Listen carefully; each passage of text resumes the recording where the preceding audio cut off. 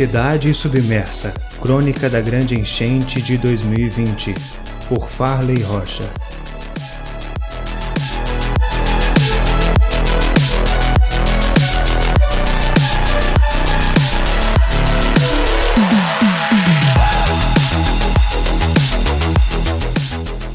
Este capítulo é um oferecimento de Consultório Odontológico Dr. Rafael Peixoto Moraes.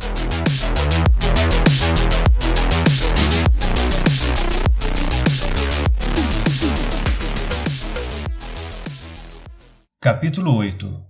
O Centro de Espera Feliz Submerso. Por motivos lógicos, os locais de maior incidência de inundação sempre foram os endereços mais próximos ao rio. Mas a grande enchente de 2020 subverteu completamente esta regra. Tanto que por volta das 4h30 da manhã, o centro da cidade também foi tomado inteiramente pelas águas. Desde a parte baixa da Avenida Fioravante Padula até a área de lazer, mais de 20 ruas ficaram alagadas, algumas sob mais de 2 metros. As primeiras a serem atingidas foram as paralelas à Praça Dr. José Augusto e à Rua Henrique Gripe Filho. Em seguida, as ruas da região do antigo laticínio entre o rio e o seminário.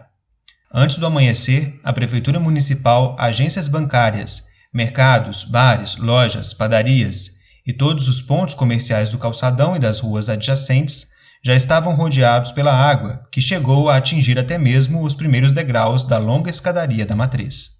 O avanço da enchente no centro de Espera Feliz foi visto dos apartamentos, sacadas e terraços numa espécie de insônia coletiva.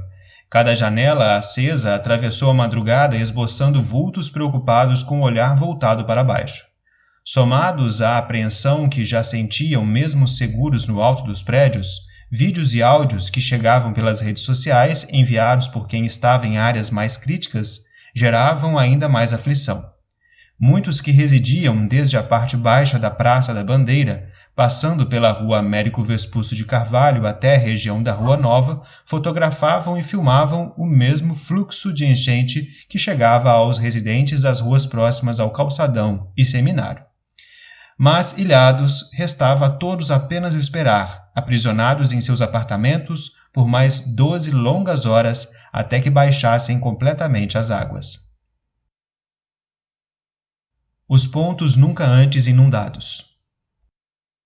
No meio da agitação dos que retiravam às pressas seus veículos das garagens, entre outros que se arriscavam na correnteza ao atravessarem as calçadas, não demorou muito para que diferentes locais do centro também fossem atingidos.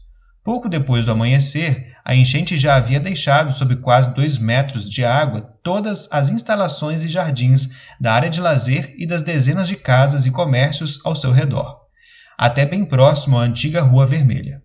Do outro lado, na parte final da Rua João Sebastião de Amorim, o soldador Alencar de Oliveira, morador da Rua Nova e que estava refugiado no apartamento de familiares em frente ao estádio municipal, diz ter ouvido um grande e assombroso estrondo. Ao chegar à janela do apartamento de frente para a rua, a esta hora inteiramente inundada, viu que uma parte do estádio havia desabado pela força das correntezas. Um muro de 5 metros de altura e quase 15 de comprimento desmoronou, deixando o campo de futebol submerso de gol a gol. Próximo dali, na rua transversal ao estádio municipal, o promotor da comarca de Espera Feliz, Dr. Vinícius Bigonha Cancela Moraes de Melo, que monitorava a situação em contato direto com o prefeito e o tenente da Polícia Militar, relata que ele e sua família permaneceram ilhados no 2º andar desde as 2 horas da manhã de sábado, devido à inundação que causou diversos estragos no andar inferior da casa e só permitiu que saíssem no final da tarde do dia seguinte. Segundo conta, a água o surpreendeu ainda no início da madrugada, depois de acompanhar de perto os desdobramentos da enchente junto às demais autoridades por outros locais da cidade. Por isso, não tiveram muito tempo, a não ser salvarem o máximo que podiam e resguardarem-se o mais seguro possível da enxurrada que invadia a casa. Já nas proximidades do calçadão, a enchente primeiro começou a dar sinais pelos gargalos dos bueiros, na parte alta da Avenida Roque Ferreira de Castro, O córrego subterrâneo camuflado abaixo dos prédios serviu de vazante para o rio São João, e com isso casas e estabelecimentos comerciais do local começaram a se alagar, ainda na madrugada, devido à água regurgitada pelo sistema de esgoto que se conecta à galeria. Mas antes mesmo do amanhecer, a água que transbordava da ponte Terra Branca já se nivelava a cerca de 2 metros de profundidade com o calçamento da rua Roque Ferreira de Castro até a altura da rua Pedro Dias Neto, adjacente à Praça Menaide Vasconcelos Rocha. A parte baixa da rua José Grilo, Cira Rosa de Assis e toda a extensão da rua Pio XII também ficaram em igual situação. O servidor público e músico Kevin Heitor, cuja residência fica na esquina das ruas Pio XII e Cira Rosa de Assis, conta que desde as 22 horas de sexta-feira ajudava moradores da Praça da Bandeira a retirarem os móveis. Por volta da 1h da manhã, quando retornava para casa, constatou que a Avenida Roque Ferreira de Castro estava já parcialmente alagada, mas ainda transitável.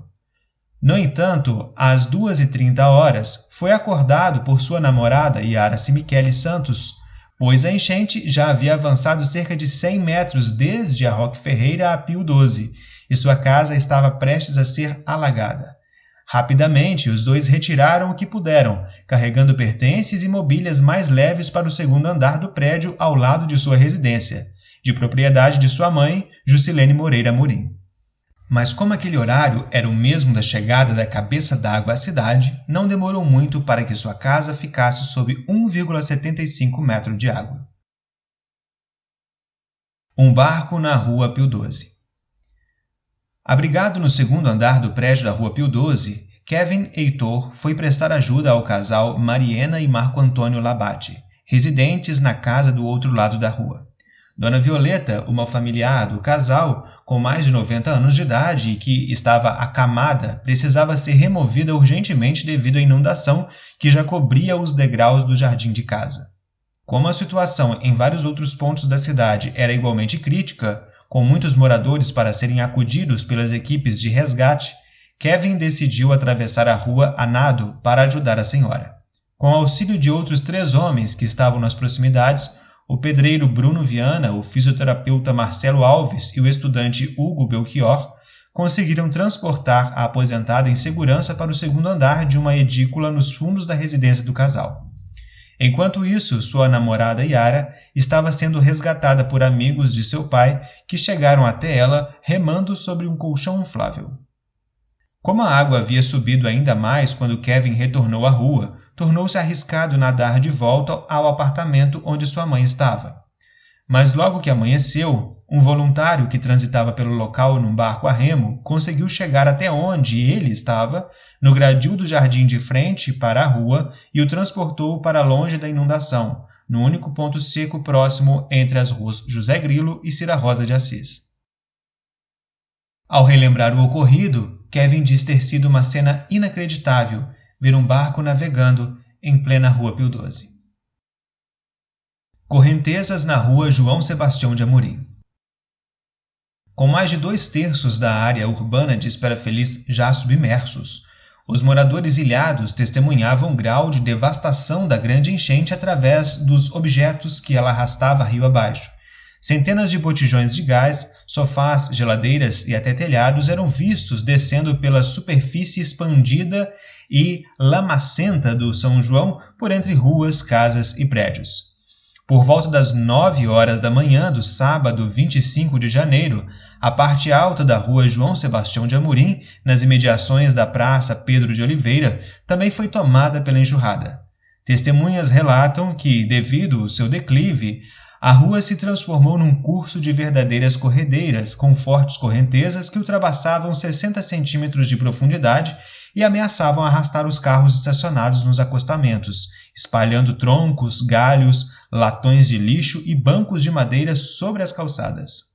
Neste momento, uma das maiores preocupações era com o prédio do seminário, cujas instalações abrigavam centenas de famílias refugiadas do desastre. Àquela hora, a enchente já encharcava a parte externa de suas robustas e características paredes amarelas. No entanto, Como o piso do primeiro andar do edifício está construído cerca de mais de 1 metro de altura em relação ao nível da rua, seu interior não chegou a ser atingido, permanecendo em segurança todos os desabrigados, voluntários e profissionais da linha de frente que estavam dentro dele. Até que às 10h30 da manhã, a cheia enfim estabilizou, trazendo um misto de alívio e descanso para aqueles que passaram a noite acordados no isolamento de seus apartamentos. Porém, a partir daquele instante, ainda levaria mais 6 horas até que as águas recuassem completamente e a população pudesse retornar às ruas. Certamente, todo evento catastrófico de grandes proporções marca a vida de todos que o presenciam. É como se cada vítima, socorrista ou testemunha projetassem pelo olhar uma câmera capturando diferentes perspectivas de um mesmo filme. No caso da grande enchente, os que a viram de perto guardarão para sempre cada detalhe e cada sentimento despertado por ela, como espectadores e personagens de uma única e inesquecível história. No final da tarde do sábado, 25 de janeiro, o que pôde ser visto após a passagem da inundação foi um cenário extremamente caótico e desolador. Depois de quase 24 horas bombardeada pela enchente, a sensação era de que a cidade havia desmoronado em ruínas. Para todo lado, Espera Feliz se apresentava desfigurada.